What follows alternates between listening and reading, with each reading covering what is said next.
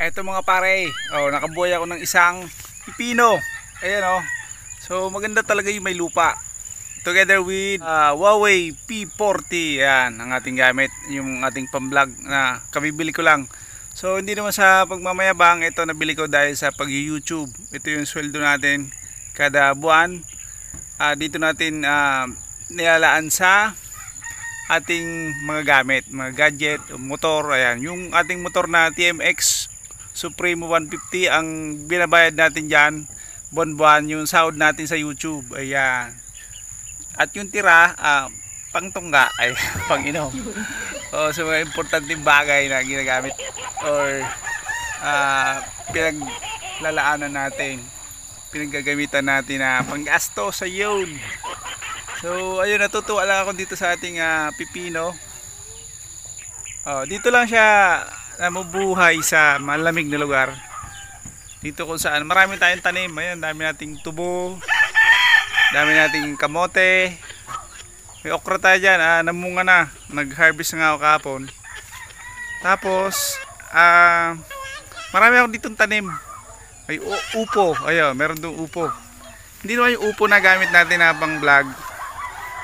Upo na kinakain, gulay. Ayun, shout out sa mga bagong followers ng Makapobreng Gala Vlog. Salamat sa suporta mga kapobre, mga idol.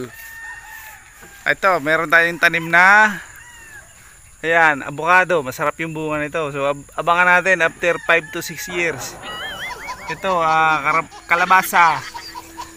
Marami tayong kalabasa dyan. Karabasa sa Bicol. So, nag-uumpisa na tayo rito mag-ayos-ayos sa bahay. Naggawa tayo ng hollow blocks. Meron tayong hulmahan ng hollow blocks. Pakita ko lang yung aking mga tanim.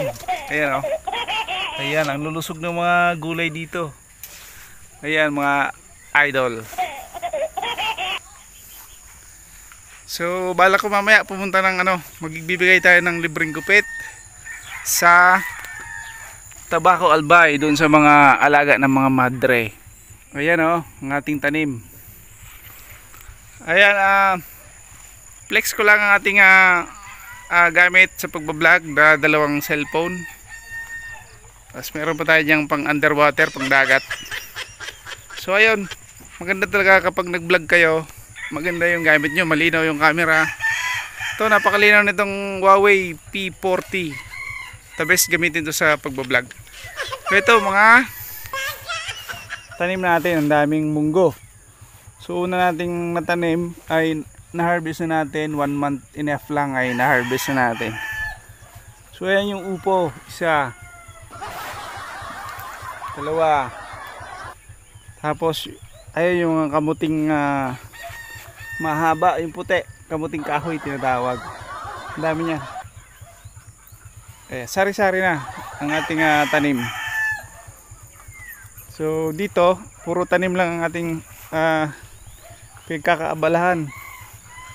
Ito mga suha to. Ayan ang lulusog ng ating suha.